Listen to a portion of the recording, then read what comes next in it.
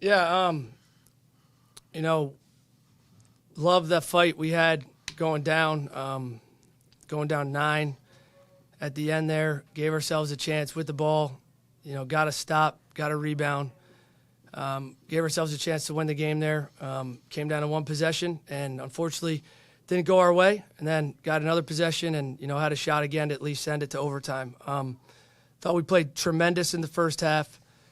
Even with guys getting into foul trouble, Tim Obo and KJ both got into foul trouble in the first half and weathered that storm and had a 6-point lead. And then, we just did not impose the physicality we needed to in the first 12 minutes of that half, of the second half, on the offensive end when we had a chance to. We got in the lane, shot shots over the help, over guys' bodies, missed wide open dunks, layups. Sometimes that stuff happens, but we did not have that mentality that we needed to kind of say, hey, let's extend our lead in the first 4 minutes. And that first 4 minutes gave them great confidence, and then it was a back-and-forth game where then we had a battle at the end to try to give ourselves a chance. Credit to them. Coach, you talked last game about the home court disadvantage. You just haven't been able to pull one out, and it seemed like this game's kind of a rerun of what's going on once the calendar flipped. Yeah, I don't know. I mean, yeah, every game's just a different game.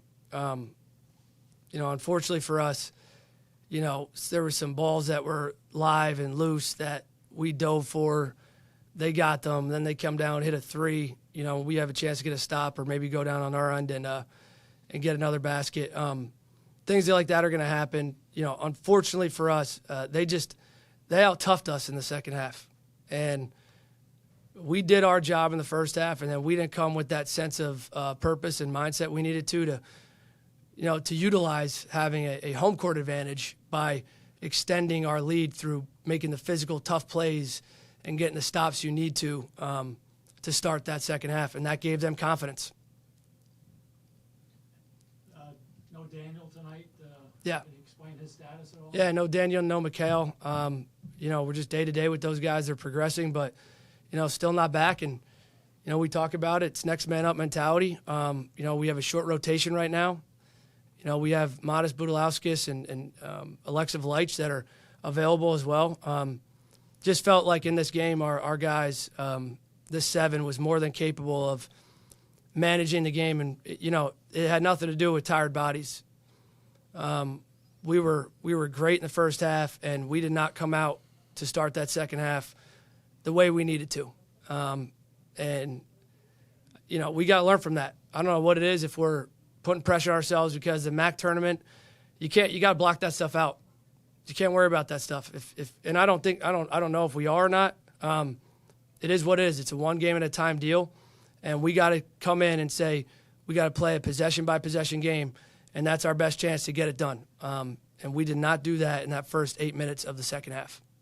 Ryan, when Daniel's not in the lineup, do you sense your role is changing a bit without him? Do you play a little differently, maybe a little more aggressive and when he's not around?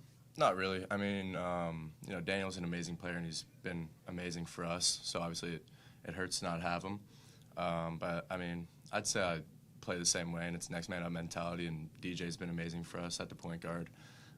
So I think I've been playing the same way. Whatever the team needs, whatever level of aggression it is, just doing whatever the team needs. So I wouldn't say it changes anything.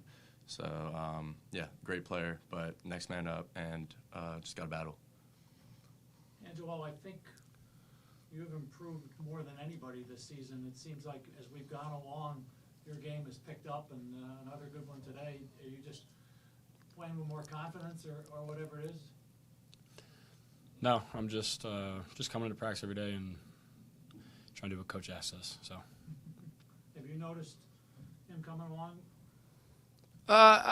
He always had this in him. He had a great game early in the season. Bucknell, I think he had 25.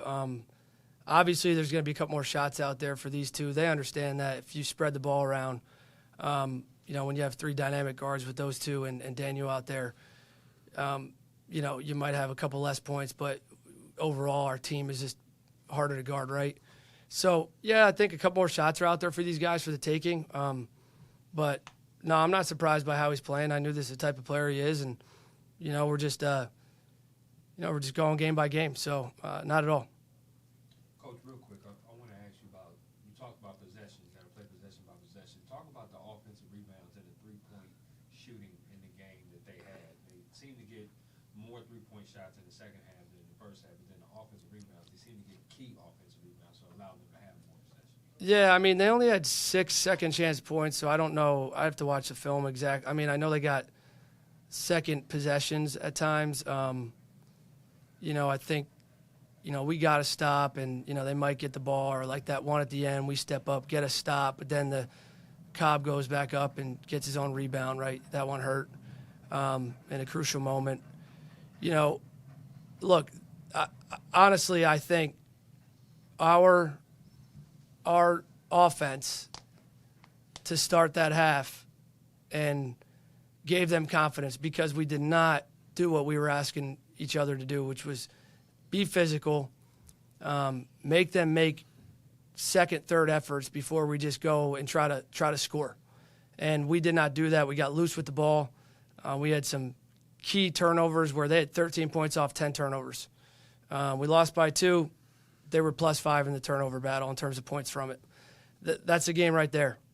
We actually had more second chance points. So, and I think they did in the first half, we had a huge advantage, I know, in the paint. And then they got in the paint, put pressure on us and sprayed for threes, and we just didn't get stops until the end. We did not get stops until the end. We were playing a back and forth game and just trying to outscore them. And, it's not a recipe for success long term. How you think, Coach, from the coaching standpoint, this rest of the regular season's pretty easy. Win games, one by one, and the MAC standings will take care of themselves. You're in a bit of a horse race, and who knows what's going to happen, but you win games, you'll keep playing. Yeah, I mean, that's what we talk about every day. I mean, we've come up short numerous times, and we'd had a shot to win it in here and came up short 3 times now at the end. So that comes, unfortunately, sometimes games come down to that. I thought tonight we put ourselves in a position we shouldn't have been in. The other 2 games we fought back, or, I thought they were games where we had to make every right play and we gave ourselves a chance. But tonight, we let our foot off the gas, and we can't do that. And, that's just what it's going to take. One game at a time, one possession at a time. Question for you, Angelo. Was it hard to get going in the second half? 'Cause I don't think you touched the ball for like the first 7 minutes of the second half to like get into rhythm to find your stuff. I mean, later in the half you did, but in the beginning of the second half, was it hard to find a rhythm? I touched the ball. It's nothing about that. I didn't come out and set a tone like Coach said, and as one of the older guys, I got to do that, be physical and do what they expect us to do. So, yeah, starts with me. Thanks, guys.